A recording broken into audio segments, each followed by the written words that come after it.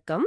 EV Ramasamy, அதாவது பெரியாரோட பெண்ணியம் பத்தி நம்ம நிறைய கேட்டிருப்போம். ஆமா, பெண்களுக்கான கல்வி, சொத்துரிமை, சுயமரியாதை திருமணம்னு பல விஷயங்கள்ல அவரோட பங்களிப்பு ரொம்ப பெருசு.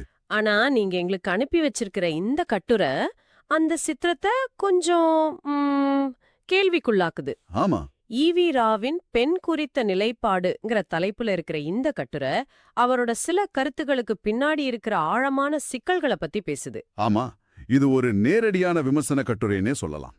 பெரியாரோட முற்போக்கு முகத்துக்கு பின்னாடி பெண்களோட பாதுகாப்பு சம்பந்தமான சில முக்கியமான விஷயங்களை அவர் கவனிக்க தவறிட்டாராங்கிற ஒரு கேள்வியை ரொம்ப அழுத்தமா முன்வைக்குது. அப்படியா? இது ஏதோ மேலோட்டமான விவாதம் இல்ல. அவரோட எழுத்துகள், பேச்சுகள், ஏன் அவரோட தனிப்பட்ட வாழ்க்கையில நடந்த சம்பவங்களை வச்சு இந்த வாதத்தை கட்டமைக்குது. அது எழுப்புற கேள்விகளையும் உங்களுக்கு புரிய வைக்கிறது தான். சரி சரி, வாங்க ஆரம்பிக்கலாம். இந்த கட்டுரையோட மைய வாதம் எதிலிருந்து தொடங்குது? இது 1948ல விடுதலை பத்திரிகையில பெரியார் எழுதின ஒரு அறிவுரையிலிருந்து தொடங்குது. பெற்றோர்களுக்காக எழுதினது. ஓ, 1948லயா? ஆமா, அதுல அவர் சொல்றாரு, உங்க பொண்ணுங்களுக்கு 20 வயசானதும் கேளுங்க, கல்யாணம் பண்ணிக்க இஷ்டமா இல்ல பொதுச்சேவை செய்ய இஷ்டமான்னு. கல்யாணம்னு சொன்னா மாப்பிள்ளை தேடுற வேலைய அவங்க கிட்டே விட்டுடுங்க, பொதுச்சேவைன்னு சொன்னா அதுக்கு வசதி செஞ்சு கொடுங்க அப்படின்னு சொல்றாரு. இது வரைக்கும் கேட்க ரொம்ப புரட்சிகரமா இருக்கு. அந்த காலத்துல ஒரு பொண்ணுக்கு இவ்ளோ சுதந்திரம் கொடுக்க சொல்றது சாதாரண விஷயம் இல்ல. ஆமா, அவளோட வாழ்க்கைய அவளே தீர்மானிக்கணும்னு சொல்றது பெரிய விஷயம்தான். நிச்சயமா. ஆனா கட்டுரையாளர் அந்த அறிவுரையோட கடைசி வரியத்தான் புடிச்சுக்கிறார். கடைசி வரியா? என்ன அது? பெரியார் கடைசியா சொல்றாரு, பெண் எங்கே கெட்டுப் போய் விடுவாளோ என்று அஞ்சாதீர்கள். இந்த ஒரு வரிதான் மொத்த விவாதத்துக்கும் தொடக்கப்புள்ளி. ஓ, கெட்டு போயிடுவாளோன்னு பயப்படாதீங்க. இதுல என்ன சிக்கல் இருக்குன்னு கட்டுரை சொல்லுது. பாக்கறதுக்கு பொண்ணு மேல நம்பிக்கை வைங்க, அவளை சந்தேகப்படாதீங்கன்னு சொல்ற மாதிரி தானே இருக்கு. அங்கதான் கட்டுரையாளர் ஒரு முக்கியமான வேறுபாட்டை சுட்டிக்காட்டுறாரு. கெட்டுப் போவது வேற, கெடுக்கப்படுவது வேற. ரெண்டும் ஒண்ணு இல்லையா? இல்ல, கெட்டு போறதுங்கிறது ஒரு பொண்ணோட ஒழுக்கத்தை, அவளோட தனிப்பட்ட முடிவை குறிக்கிற மாதிரி இருக்கு. அதாவது அவ தடம் மாறிட்டான்னு அர்த்தப்படுத்துறாங்க. சரி. ஆனா கெடுக்கப்படுவதுங்கிறது அப்படி இல்ல. அது அவன் மேல நடத்தப்படுற ஒரு வன்முறை, அவளோட விருப்பத்துக்கு எதிரா இன்னொருத்தரால அவளுக்கு இழைக்கப்படுற அநீதி. புரியுது. அதாவது ஒண்ணு அவளோட செயல், இன்னொன்னு அவ மேல நடத்தப்படுற செயல்.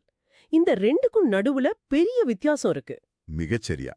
கட்டுரையாளர் என்ன சொல்றாருன்னா, பெத்தவங்க பயப்படுறது தம் பொண்ணு கெட்டுப் போயிடுவாளோன்னு இல்ல. இல்லையா? அப்போ இந்த பாதுகாப்பு இல்லாத சமூகத்துல யாராவது அவளை கெடுத்துடுவாங்களோன்னு தான். பெரியார் இந்த ரெண்டு வார்த்தைக்கும் இருக்கிற வித்தியாசத்தை புரிஞ்சுக்கல.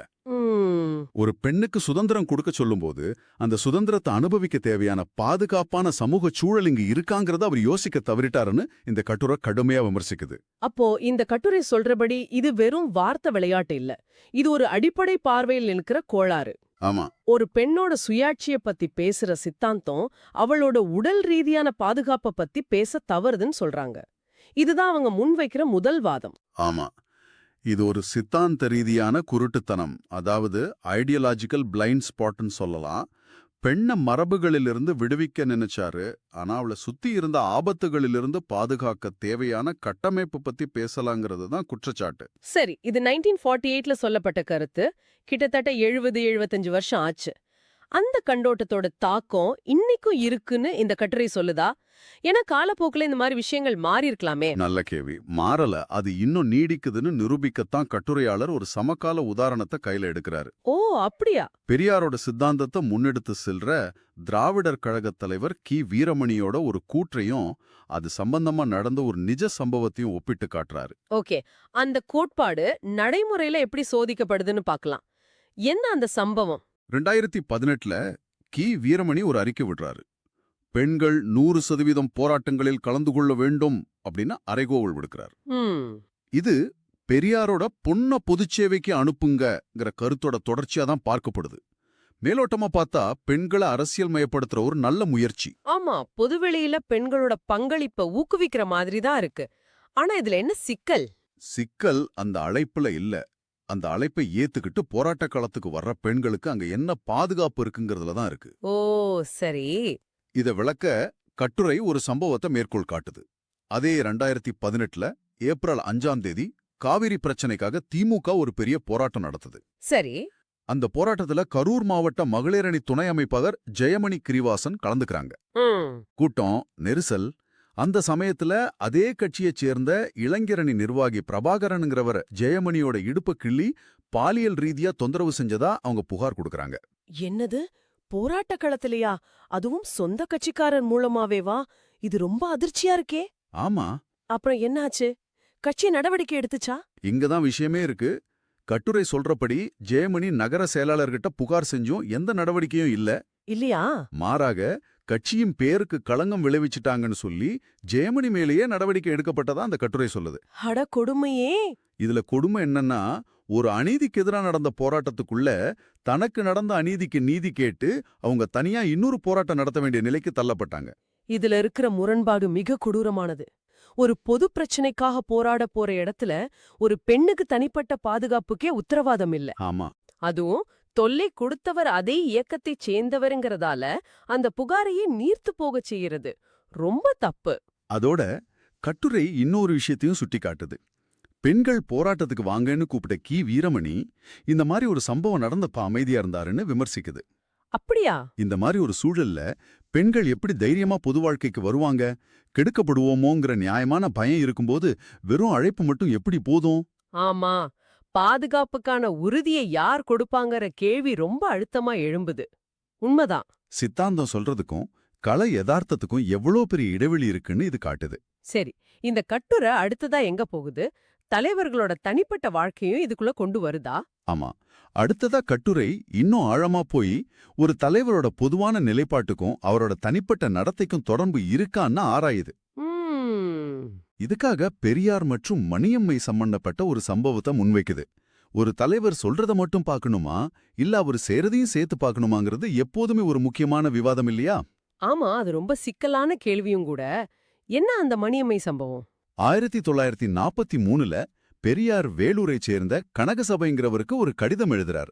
அதுல தனக்கு வயசாயிடுச்சு, உடம்பு சரியில்ல, ஆனா கூட இருந்து பாத்துக்க யாரும் இல்லைன்னு வருத்தப்பட்டு எழுதுறார். சரி. எல்லோரும் தூர இருந்தபடி உடம்பு ஜாக்கிரதையாக பார்த்துக் கொள்ளுங்கள் என்கிறார்கள். ஆனால் கூட இருந்து உதவி செய்ய யாரும் இல்லைன்னு அந்த கடிதத்துல குறிப்பிடுறார். சரி, அதுக்கு கனகசபை என்ன பண்றார்? அதை படிச்சதும் கனகசபைக்கு மனசு கேட்கல. அவர் உடனே தன் மகள் அரசியல் மணி, அதாவது மணியம்மையை அழைச்சுக்கிட்டு பெரியார்கிட்ட வர்றார். ஓ. வந்து தாத்தாவன் நல்லா பாத்துக்கோமான்னு சொல்லி பெரியார்கிட்டயே விட்டுட்டு போறார். தாத்தான்னு சொல்லி ஒப்படைச்சிட்டு போறாரு. இதுல ஒரு நம்பிக்கை அடங்கியிருக்கு. ஒரு பாதுகாவலர் ஒரு தந்தை ஸ்தானத்திலிருந்து பாத்துக்குவாருன்னு நம்பியிருக்காரு. மிகச்சரியா. கட்டுரையாளர் அந்த நம்பிக்கையத்தான் மையப்படுத்துறாரு. அப்படி ஒரு பாதுகாவலர் என்ற நம்பிக்கையில ஒப்படைக்கப்பட்ட பெண்ண சில வருஷங்களுக்கு பிறகு பெரியாரே திருமணம் செஞ்சுக்கிறாரு. இந்த இடத்துல கட்டுரையாளர் கேட்கிற கேள்வி இதுதான். ஒரு பாதுகாவலராவே இருக்க வேண்டிய ஒருத்தர் அந்த உறவின் தன்மையை அவரே மாற்றும்போது அந்த இயக்கத்தில் இருக்கிற மற்ற ஆண்கள் கிட்ட இருந்து பெண்கள் எப்படி பாதுகாப்பை எதிர்பார்க்க முடியும்? ஒரு நிமிஷம். இங்க ஒருத்தர் கேட்கலாம், இது அவங்களோட தனிப்பட்ட விஷயம், அதையும் இதையும் ஏன் முடிச்சு போடணும்? ஆமா, அது மட்டும் இல்லாம நம்ம இப்போதைய காலகட்டத்தோட ஒழுக்க விதிகளை வச்சு அப்போ நடந்ததை எடை போடலாமா அப்படின்னு ஒரு வாதம் வைக்கலாமே. அதுக்கு கட்டுரையில ஏதாவது பதில் இருக்கா? நல்ல கேள்வி. கட்டுரையாளர் இது ஒரு தனிப்பட்ட ஒழுக்க பிரச்சனையா மட்டும் பார்க்கல, இது ஒரு நம்பிக்கையின் மீதான கேள்வி, ஒரு பொறுப்பின் மீதான கேள்வியா பார்க்கறார். ஓ, அப்படியா? ஒரு இயக்கத்தோட தலைவர் எப்படி முன்னுதாரணமா இருக்காருங்கிறது ரொம்ப முக்கியம். ஒரு தந்தை தன் மகளை தாத்தான்னு சொல்லி நம்பி அனுப்பும்போது அந்த உறவுக்கு ஒரு புனிதத்தன்மை இருக்கு. சரிதான். அதை மீறும்போது அது தனிப்பட்ட விஷயமா மட்டும் இல்லாம ஒரு பொதுவான நம்பிக்கையை சிதைக்கிற விஷயமா மாறுது. அதனாலதான் கட்டுரை அடுத்ததா ஒரு கேள்வி எழுப்புது. என்ன கேள்வி? பள்ளிவாத்தியார், கோயில் பூசாரி, பாதிரியார்னு ஆரம்பிச்சு முகிலன், தியாகு மாதிரி சமூக போராளிகள் வரைக்கும் பல பேரால பெண்கள் பாலியல் தொல்லைக்கு உள்ளாகுறத சுட்டிக்காட்டி கட்டுரை கேக்குது. இந்த ஆண் வர்க்கம் திருந்தணும்னு அறிவுரை சொல்லாம ஏன் பெரியார் பொன் பிள்ளைகளை பெத்தவங்களுக்கு மட்டும் பொண்ணு கெட்டு போயிடுவாளோன்னு பயப்படாதீங்கன்னு அறிவுரை சொல்றார். இது ரொம்ப முக்கியமான புள்ளி. பிரச்சனையோட ஆணிவேரான ஆண்களோட மனப்பான்மையை மாத்தாம பாதிக்கப்பட வாய்ப்பு இருக்கிறவங்க கிட்ட மட்டும் பேசுறது ஏன்? இது ஒரு தலைப்பட்சமானது இல்லையான்னு கேக்குது. அதாவது பூட்டை எப்படி பலப்படுத்துறதுன்னு சொல்றதை விட திருடனுக்கு புத்தி சொல்றது தானே முக்கியம்னு கேக்குற மாதிரி இருக்கு. சரி, இந்த மாதிரியான பார்வைக்கு ஏதாவது சித்தாந்த ரீதியான அடிப்படை இருக்கா? இந்த எல்லா கருத்துக்களும் எங்கிருந்து உருவாகுதுன்னு கட்டுரை ஏதாவது சொல்லுதா? நிச்சயமா. கட்டுரையோட கடைசி மற்றும் மிக முக்கியமான பகுதி அதுதான். இந்த எல்லா செயல்களுக்கும் கருத்துக்களுக்கும் பின்னாடி இருக்கிற பெரியாரோட அடிப்படை சித்தாந்தத்துல ஒரு சிக்கல் இருக்குன்னு கட்டுரை வாதிடுது. அப்படியா?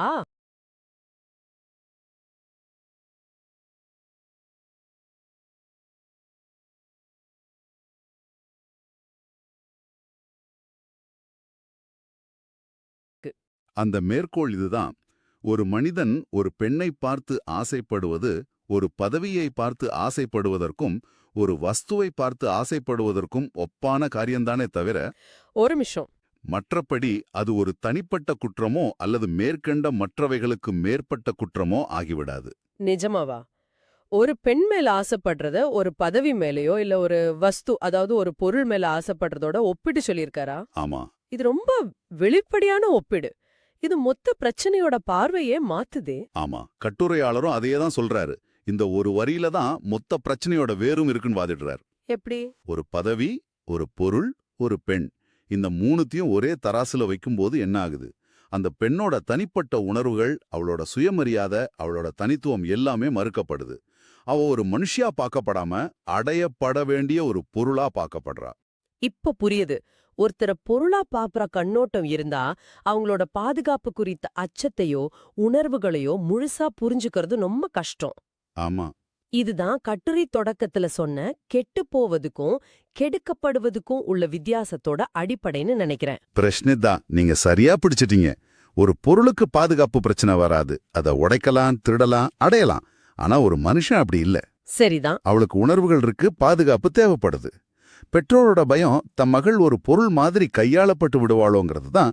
ஆனா பெரியாரோட வார்த்தைகள் அவ ஒரு பொருளா மாறிடக்கூடாதுங்கிற துணியில இருக்கு.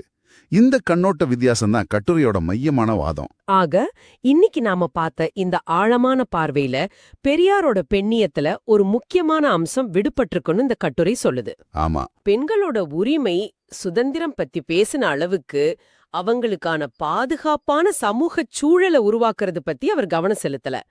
கெட்டுப்போவதுன்னு அவர் சொன்னதுக்கும் கெடுக்கப்படுவதுன்னு பெத்தவங்க பயப்படுறதுக்கும் நடுவுல இருக்கிற இடைவெளியை நம்ம பார்த்தோம்.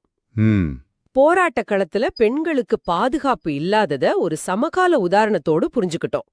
தலைவர்களோட தனிப்பட்ட நடத்தை எப்படி ஒரு சித்தாந்தத்தின் மீதான நம்பிக்கைய பாதிக்குங்கிறதையும், கடைசியா ஒரு பெண்ண வஸ்துவா பாக்குற அடிப்படை பார்வை எப்படி இந்த எல்லா சிக்கல்களுக்கும் காரணமா அமையுதுன்னு இந்த கட்டுரை விளக்கியிருக்கு. ஆமா, இது நிறைய கேள்விகளை எழுப்புது. ஒரு தலைவரோட கருத்துக்களை நம்ம எப்படி அணுகணும்? அவரோட தனிப்பட்ட வாழ்க்கையையும் பொது வாழ்க்கையையும் பிரிச்சு பார்க்கணுமா இல்ல சேர்த்து பார்க்கணுமா? நல்ல கேள்வி. ஒரு சித்தாந்தத்தில் இருக்கிற நல்ல விஷயங்களை எடுத்துக்கிட்டு இந்த மாதிரி சிக்கலான பகுதிகளை நிராகரிக்க முடியுமா? ஒரு கருத்தை அது சொல்லப்பட்ட காலச்சூழலோட மட்டும் பொருத்தி பார்க்கணுமா இல்ல இன்னையோட தராசுல வச்சு அதோட தகுதியை அளக்கணுமா? இதெல்லாம் ரொம்ப முக்கியமான விவாதங்கள். நிச்சயமா. கடைசியா நீங்க யோசிக்கிறதுக்காக ஒரு கேள்வியோட முடிக்கிறோம். ஒரு சித்தாந்தம் பெண்களோட முன்னேற்றத்துக்காகவும் உரிமைக்காகவும் எவ்வளவுதான் வீரியமா பேசினாலும் அந்த உரிமைகளை அனுபவிக்கிறதுக்கு தேவையான அடிப்படை பாதுகாப்பு உறுதி செய்ய தவறும்போது அந்த சித்தாந்தத்தோட நிஜமான பயன் என்னவா இருக்கும்? இத நீங்க